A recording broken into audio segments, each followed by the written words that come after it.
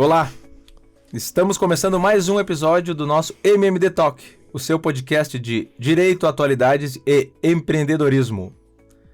Eu sou o Gustavo Marques, @GutoRMarques no Instagram, sócio do escritório Marques Matos e da Loma Advogados, @MMD_advogados, nos procure, conheça um pouco mais da nossa história por lá. E partícipe dessa mesa do MMD Talk. Apresento a vocês a nossa colega Renata. Olá, eu sou a Renata, advogada do escritório MMD Advogados. Tu me encontras no Instagram, @RenataMDreher. Buenas, eu sou o Jaime Matos, advogado, sócio do MMD Advogados. Tu me encontra no Instagram no @jaime.dematos. Tá certo. Estamos gravando este episódio aqui em @Nabaia Studios, com a produção de vídeos de @Bruno Schneider UB. Nosso agradecimento. Valeu, guris. Este episódio é exibido originalmente no dia 2 de agosto de 2023 e estamos aqui sempre a cada 15 dias no Spotify e no YouTube. E hoje falaremos sobre uma... E eu não tô aqui. Não está aqui. Não estou aqui. Os milagres da tecnologia. É verdade, é um holograma. Neste momento eu tô em Mendoza, tomando um vinho. Olha aí, hein? Realidade virtual? Agora tu acertasse. Isso. Parabéns. A tecnologia faz isso conosco. E hoje, eu e a Renata aqui, Jaime Mendoza, nós trataremos um pouco sobre uma dinâmica de trabalho que acabou ganhando grande relevância nesses últimos anos, especialmente com a pandemia, sobre o home office. Vamos falar um pouco sobre essa forma do exercício. O controle de jornada dentro do home office um pouquinho mais específico, Marques. Um pouquinho mais específico, o controle de jornadas dentro do home office. Cara, primeiro acho que a gente tem que delimitar o que é um home office, né? Que é o trabalho que a pessoa faz desde a sua casa. O teu colega, que infelizmente não vem aqui participar conosco, gosta sempre de se referir como teletrabalho. Teletrabalho. Tá certo isso? De alguma maneira, sim. De alguma maneira há uma certa correspondência entre os termos. Mas é que até talvez seja um pouco mais correto. Por quê? Porque o home office ele traduz uma questão de casa. Mas nada impede que a minha casa seja, por exemplo, hoje em Mendoza. Estou trabalhando desde lá. Nada impede que eu esteja viajando, como eu viajei durante um período no ano de 2022, estivesse trabalhando desde lá, em teletrabalho, em home office. Na verdade, era minha casa naquela região, naquele país, e eu trabalhava desde lá. Afinal de contas, a sua casa é onde está o seu coração. Hoje estamos poeta. Poeta Marques. Hoje ele veio. No final vai declamar um versinho. Parente diferente do Gabriel, né? De batatinha quando nasce se esparrama pelo chão. Vai ser diferente Até do que porque esse. ele seria espalha-rama pelo chão. Viu? Aí, Isso, ele vai no final, ele vai declamar. É parente, primo irmão do Gabriel, né?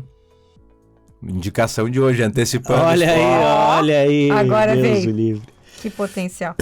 Então, tia, o home office, né, ele já vinha de antes da pandemia, né? Sim.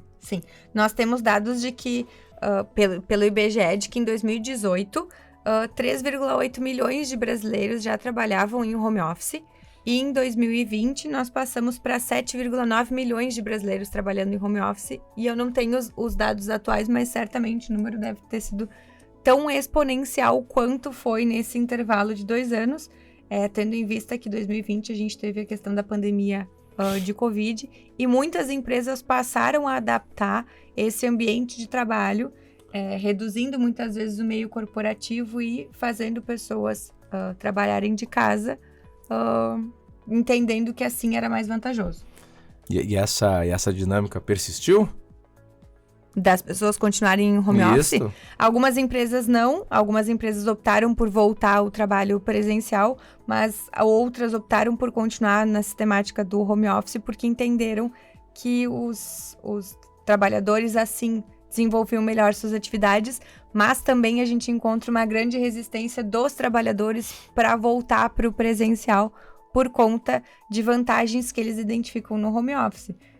Às vezes, como a não necessidade de tanta formalidade na vestimenta, né? Podem trabalhar mais confortável de casa, não tem mais a questão do deslocamento para ir trabalhar de forma presencial, então entendem isso como uma qualidade de vida, assim como vamos encontrar outras pessoas que dizem que trabalhar em casa não é qualidade de vida. Então... Deixa só um pouquinho, gente, eu vou explorar um pouquinho essa resposta aqui. Renata, tu disse, muitas empresas entenderam isso, muitos empregados entenderam isso. O que a Renata entende sobre esse movimento de retorno ou não para o trabalho presencial?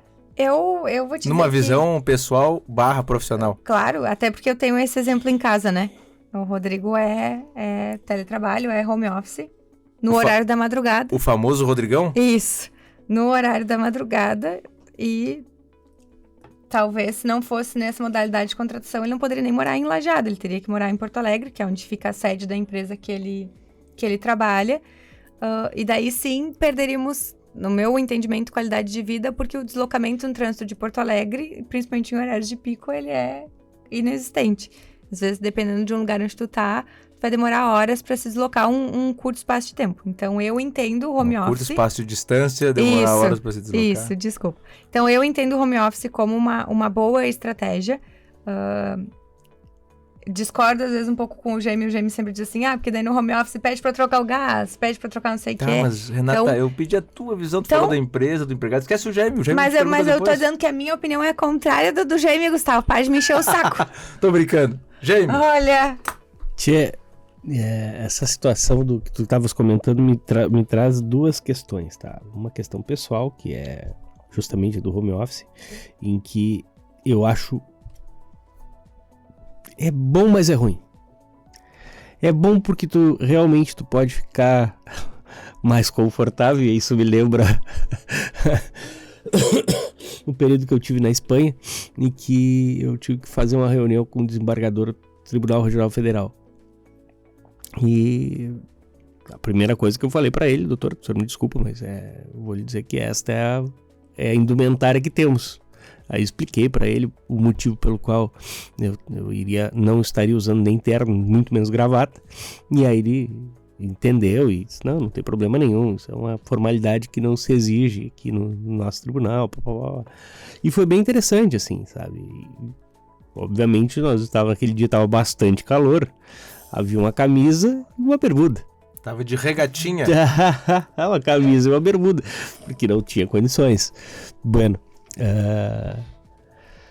E a gente tem feito dessa forma, um home office de vez em quando eu não consigo ir pro escritório. Agora, semana passada, no mês passado, a Andréa teve um problema de saúde que exigia que eu ficasse em casa e eu tive que fazer teletrabalho. Só que, obviamente, isso é uma coisa boa, porque eu consegui dar atenção para as duas demandas que eu tinha, tanto a profissional quanto a familiar, mas, sem dúvida nenhuma, eu Jaime Matos, perco o foco muito facilmente. Então é os cachorros que ficam latindo enlouquecidamente, é uma pessoa que toca campainha porque tem que entregar um negócio, aí não é lá em casa, é no vizinho. Cara, então é uma função. Tem várias situações corriqueiras do lar, que acabam desviando a atenção do trabalho, né? Então por isso que muitas vezes eu acabo acordando muito mais cedo para poder focar justamente naquilo que eu tenho que fazer, né? Mas de toda maneira é uma realidade que veio e que não vai mudar. Tanto é verdade que temos um cenário que dobrou o número de trabalhadores nessa condição em 2 anos, né? E o que eu vejo? A dificuldade de controle. Dificuldade não, mas... uma situação diferente de controle jornada, exatamente, né? Porque hoje em dia tu tem vários mecanismos de controlar a jornada de trabalho da pessoa, mas também como é que tu vai ter Eu vou dar um exemplo, tá? Lá do escritório. Tem vezes que lá no escritório nós trabalhamos com advogados associados, que em regra não tem controle de jornada. Mas, por exemplo, nós temos a figura do assistente jurídico ou do assistente administrativo. Ambos têm controle de jornada, são CLT. E como é que a gente sabe que esses dias a gente ficou sem energia elétrica? Passou um dia sem energia elétrica, outro dia passou 2, 3 dias sem internet, porque tinha acontecido um acidente ali. Não podemos deixar as meninas lá sem fazer nada. A gente libera elas para trabalhar de casa. E aí eu pergunto, como é que a gente controla a jornada? Efetivamente, não tem. Até porque nós não temos obrigação. A nossa empresa tem menos de 20 empregados. Então não teria essa exigência. Mas como é que eu sei que as gurias estão trabalhando no horário que elas têm que trabalhar? No meu caso, no nosso caso lá do escritório, eu digo, é a confiança. Eu sei que as gurias são extremamente dedicadas, extremamente competentes e corretas, que não iriam estar ali, sabe, sem fazer as coisas que têm que ser feitas, né? Mas a realidade talvez não seja bem essa, em uma empresa grande, por exemplo. A empresa grande, eu acredito que ela vai conseguir desenvolver, que ela vai ter ao seu lado meios em que ela vai poder fazer esse controle de uma forma mais efetiva. Como a empresa, para a pessoa trabalhar em home office, ela vai ter que fornecer os meios para que o empregado trabalhe em home office. Então, se ele depende de um computador, ela tem que fornecer o computador. Então, se é uma empresa de um porte maior, ela vai conseguir daqui a pouco, em algum momento, fazer um rastreamento de uma forma em que, a partir do momento em que a pessoa faz o login no computador para acessar aquele computador, vai começar a contar a jornada dela junto com o fato dela bater o ponto, registrar o início da jornada num aplicativo. Então, ela vai conseguir desenvolver mecanismos para que ela tenha um controle real e mais efetivo daquela jornada de trabalho, coisa que uma empresa menor talvez não consiga, e talvez isso que dificulte mais esse controle de jornada do home office por conta da necessidade de utilizar meios tecnológicos que às vezes encarecem o trabalho. Pois é, mas aí eu te pergunto assim, vamos lá. E a gente vê de tudo por aí. E se o empregado fizer o login às 7 horas da manhã e deslogar às 9 da noite? Ah, sim. Né? Sim. Então nós temos essa dificuldade. Também aí. Há uma falta de assim, tem que ter meios mais eficazes que não só o login e senha para controlar isso daí, né? E a gente tem algumas decisões judiciais nesse sentido, tá? Em que o trabalhador reclama horas extras, mas nem sempre consegue comprovar. E isso talvez seja muito importante analisar como vai controlar. Eu quero ter meus funcionários todos em home office. Mas como é que tu vai controlar efetivamente que o cara vai fazer só 8 horas? Ou melhor, como tu vai controlar se esse cara fez 12 horas de trabalho? Entende? E não fez, e fez 6. Entende? Tá te cobrando 12, mas fez 6. Então talvez tenha que mudar algumas coisas, tem que analisar caso a caso, obviamente, para ver qual é a melhor opção. Se talvez uma contratação diferente, uma contratação por tarefa, alguma coisa nesse sentido, mas é um caminho que tem que se pensar. Eu sei que tem algumas empresas que utilizam aplicativos para controlar a movimentação do mouse no computador, né? Sim. Então também, de certa forma, se tu colocar alguma forma do mouse ficar movimentando, ele vai estar aos olhos da empresa trabalhando, né? Mas quando o Jaime diz, nessa parte final da explanação dele, ele relata essa dinâmica de um controle com tarefas, né? Isso aí parece ser um pouco mais fácil de tu dimensionar, né? Porque as tarefas, tu tem um prazo médio razoável, que pode ser um pouco mais ou um pouco menos, elas têm que ser vencidas, né? Se não tiver esse ritmo, acaba sendo um problema. Mas isso impacta, né, depende da natureza da empresa, da dimensão da empresa, da dimensão da atividade exercida, não é? E acho que é bem diferente, assim, o Jaime fez um relato ali da nossa situação no escritório, nesses dias que teve uma falta de luz programada, e uma outra situação que teve o rompimento de fibra ali, que ficou um bom tempo até a empresa conseguir ajustar a fibra numa obra próxima. é uma situação que era momentânea, né? Então a gente teve que se adequar, seguramente houve uma perda na produtividade naquele período, só que se cumpriu o que tinha que ser cumprido de forma mais urgente e aquilo mais essencial. Não é uma rotina permanente. Aquela empresa que exerce a sua atividade de uma forma permanente nessa condição, com certeza ela tem que ter uma rotina muito bem definida em relação a esses controles, né? Tinha outra coisa que eu acho que é muito interessante assim de se avaliar, é com relação à Justiça do Trabalho. A Justiça do Trabalho, a rainha das provas na Justiça do Trabalho é a prova testemunhal. Tá? E aí eu posso perguntar, como é que o reclamante vai ter uma testemunha que comprove o horário que ele está trabalhando em home office? Vai levar a vizinha? Vizinho? É complexo, né? É o pessoal que vai estar falando com ele no WhatsApp na hora. Mas assim, vou te dizer, em regra, tem alguns julgados, eu fiz uma pesquisa anterior e não aceitam a prova testemunhal. Justamente por causa disso, porque a pessoa... Até deixa eu ler aqui, a prova testemunhal em nada contribuiu para o deslinde da controvérsia nesse período, já que não há como as testemunhas atestarem sobre a duração da jornada laboral da autora durante labor na modalidade home office, decorrente do necessário isolamento social imposto pela pandemia do Covid. Então, isso foi na pandemia, né? Mas isso aí a gente pode também analisar sob o ponto de vista atual. Mas como é que ela sabia que estava trabalhando?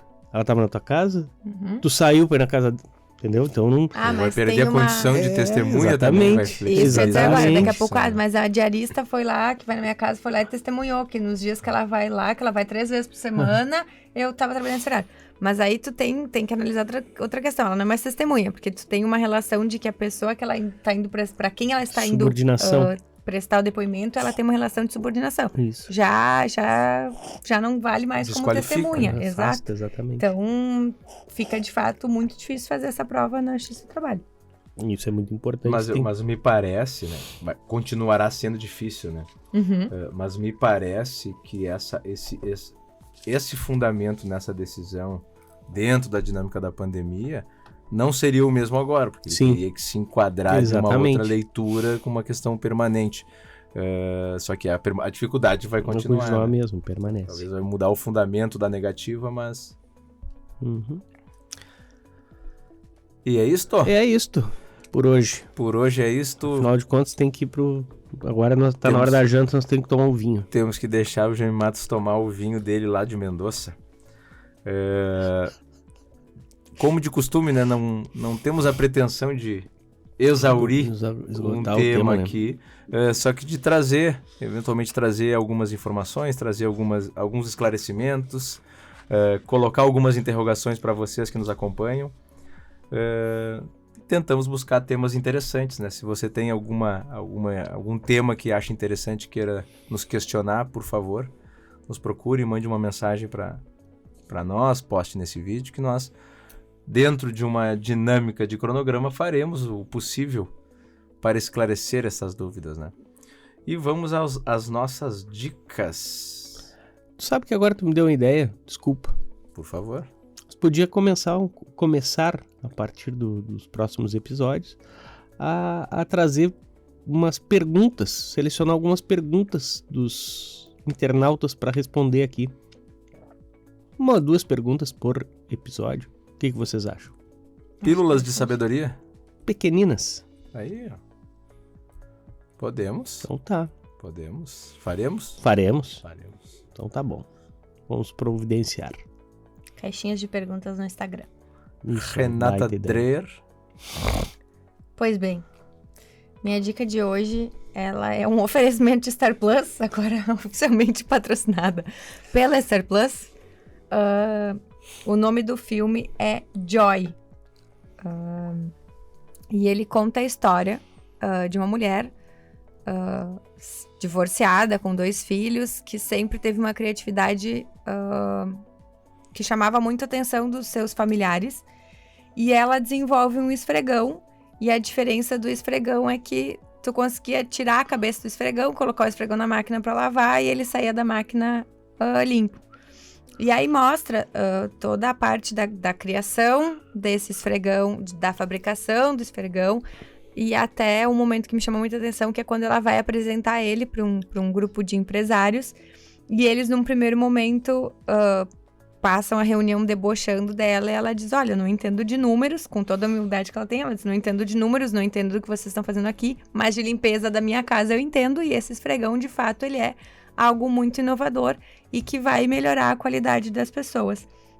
E aí depois, num outro momento, ela apresenta para um desses empresários como o esfregão está funcionando, e ela diz, agora que eu terminei de limpar a cozinha, eu tiro a cabeça do esfregão, coloco ele para lavar, pego uma cabeça do esfregão novo e limpo o quarto dos meus filhos sem contaminar com o que eu limpei na cozinha.